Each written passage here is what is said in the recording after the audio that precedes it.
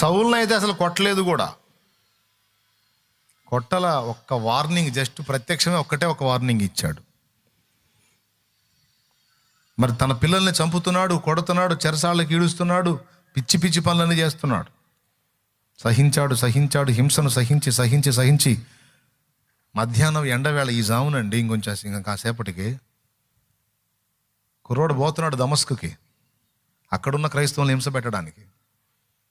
సరిగ్గా మధ్యాహ్నం ఎండ మామూలుగా ఉండదో ఆ ఎండ కంటే మించిన ప్రకాశంతో కనపడ్డాడు.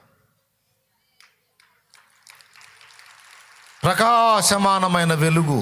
మామూలుగా మధ్యాహ్నం ఎండ అంటేనే తిరుగులేని వెలుగు, దాన్ని కూడా మించిపోయేంత వెలుగు. ఆ వెలుగులో నిలబడ్డాడు. వేశాడు ఒకటే కేక,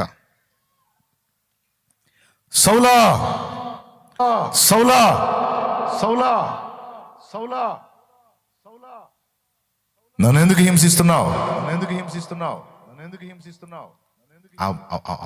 ఆ స్వరంలో ఆ గద్దింపుకి గడగడ్డాడు. ప్రభువా నీవెవరు అన్నాడు. ప్రభువా నీవెవరు అన్నాడు. నీవు హింసించుచున్న నజరేయుడగు యేసును, నజరేయుడగు యేసును, యేసు యేసు యేసు యేసు యేసు, నువ్వు ఉన్నావా, నువ్వు ఉన్నా, ఏం చేస్తున్నావు? మునికోలలకు ఎదురు తండటం నీకు కష్టం, ఎదురు తండటం నీకు కష్టం, చీలిపోగలవు.